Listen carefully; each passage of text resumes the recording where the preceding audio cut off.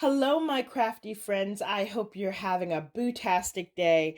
My name is Robyn Pitts with Sir Chauncey Rocco Creative Designs. Welcome to day 13 and the final day of the 13 days of Halloween series.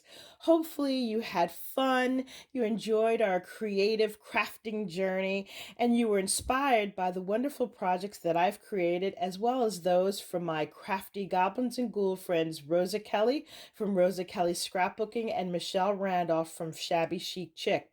As a reminder, each of us will be hosting a giveaway on our channels. In order to participate, you must be 18 years or older. You must watch, comment, and be a visible subscriber to all of the 13 videos on each channel.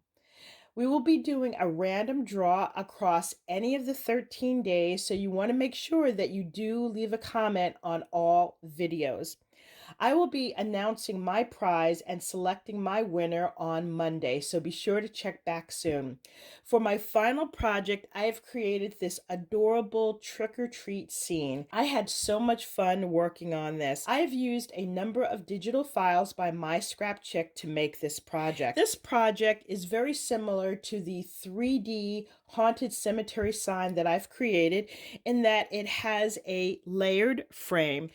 On the top, I have this fun trick-or-treat title. This is from Cricut Design Space, and I've simply layered in some fun colored paper. And we have a little jack-o'-lantern here in the center in green.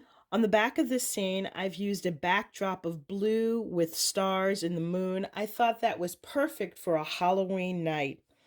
In the center, I have this 3D haunted house. This is from the Haunted House easel card from MYSCRAPCHICK. This has lots of dimensions as I've included several layers of pop dots. These trees, the sidewalk, and the grass, as well as these fun characters, are from the Bella and Baxter Trick or Treat digital file.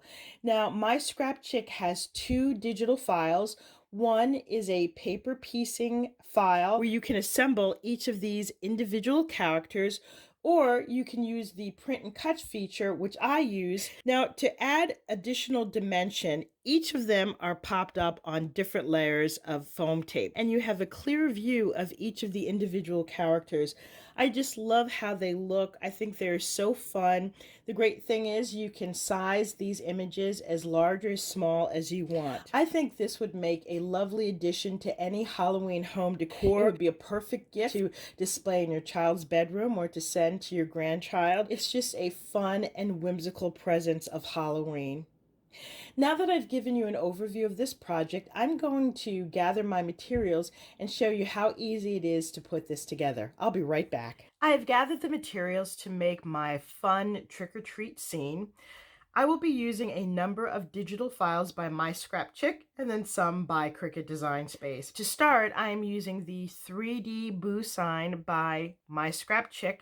That's the one that has the pop-up letters that spell boo. However, I'm not going to be using those pop-up letters. Instead, I'm going to be creating my own layout. For the backdrop of my scene, I've chosen this fun blue paper with the light blue stars and moon. I thought this was a perfect backdrop for a Halloween night.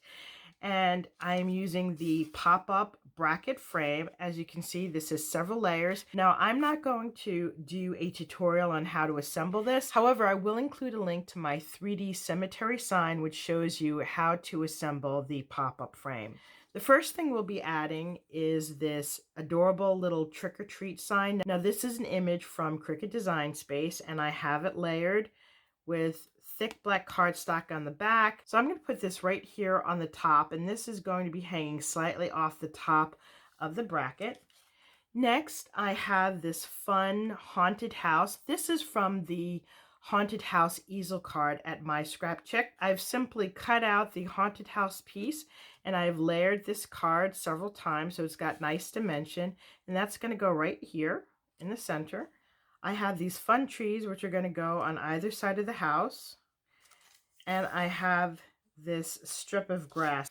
I've cut out two pieces, and then I have this gray piece here, which is the sidewalk. Now, the trees, the grass, and the sidewalk come from the Bella and Baxter Trick or Treat paper piecing set. So I'm going to go ahead and glue these images on, and then we'll be back to add our fun little trick-or-treaters. So I've glued down the main elements of our sign. Now we're going to start adding our little characters. These little characters are from the Bella and Baxter Trick or Treat print and cut file.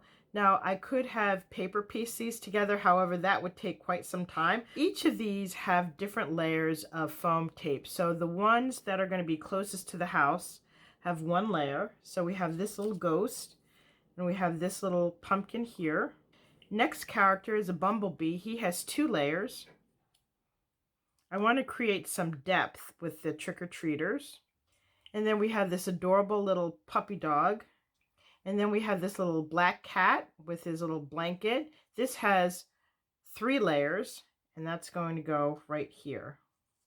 Okay, so they have a variety of heights. And then we have this little dragon that's going to go right here on the edge. So our adorable little trick-or-treaters are approaching the haunted house for some candy. I will go ahead and glue these on, and then I will be back with the final reveal. This is my trick-or-treat scene. I love the way this turned out. I think it is so adorable. I have this displayed on an easel. However, if you'd like to attach ribbon in the back, you could certainly do that. This concludes my review of my trick-or-treat sign, and sadly, the end of the 13 Days of Halloween series. Hopefully you were inspired by all of the creations that I've made. If you like this video, please take a moment to give me a thumbs up, leave a comment, and please don't forget to subscribe. I will be announcing my prize and selecting the winner on Monday, so please be sure to check back to see if you are a winner. Thank you so much for watching, and I look forward to seeing you on my next video. Bye for now, and happy Halloween.